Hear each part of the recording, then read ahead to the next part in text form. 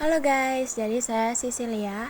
Di sini saya akan menjelasin tentang memahami sistem administrasi kepegawaian.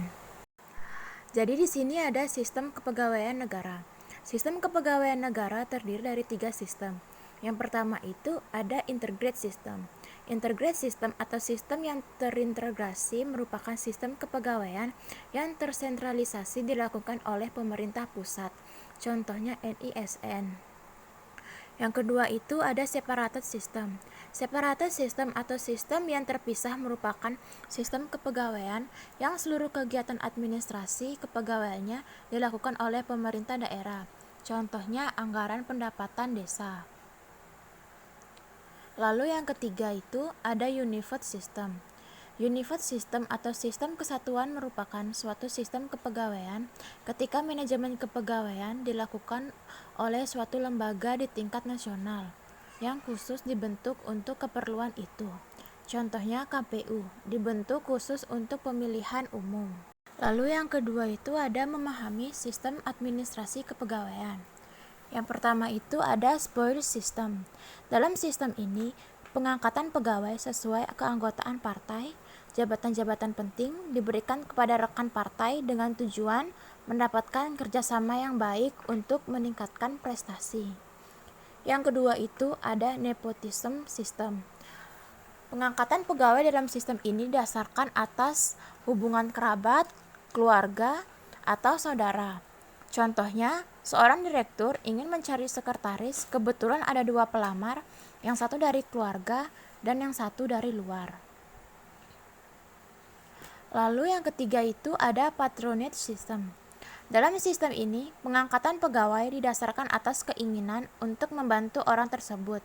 Contohnya, seseorang yang diangkat menjadi sekretaris karena memiliki hubungan keluarga. Yang keempat, itu ada merit system. Pengangkatan pegawai dalam sistem ini didasarkan atas kemampuan atau kecakapan personal orang yang mengisi. Contohnya, suatu instansi sedang mengadakan pemilihan pegawai. Dan yang terakhir itu ada career system. Sistem ini merupakan hasil evaluasi dari sistem pengangkatan pegawai sebelumnya. Pengangkatan pegawai dalam sistem ini didasarkan atas kecakapan personal. Lalu di sini ada mengenal merit system. Yang pertama itu ada konsep merit. Dalam Undang-Undang Nomor 5 Tahun 2014 tentang Aparatur Sipil Negara, sudah ditetapkan bahwa proses kepegawaian Indonesia akan menggunakan sistem merit. Dalam pasal 1 tentang ketentuan umum, sistem merit adalah kebijakan dan manajemen ASN yang berdasarkan pada kualifikasi, kompetensi, dan kinerja secara adil dan wajar dengan tanpa membedakan latar belakang politik. Yang kedua itu ada kriteria sistem merit. Yang pertama itu ada seluruh jabatan sudah memiliki standar kompetensi jabatan. Yang kedua itu ada perencanaan kebutuhan pegawai sesuai dengan beban kerja. Yang ketiga itu ada pelaksanaan seleksi dan promosi dilakukan secara terbuka. Dan yang terakhir itu memiliki manajemen karir antara lain perencanaan, pengembangan, pola karir, dan kelompok rencana. Dan yang ketiga itu adalah sistem merit sebagai awal reformasi birokrasi, manajemen, dan tata kelola pemerintah yang baik, disokong oleh sistem birokrasi yang baik pula.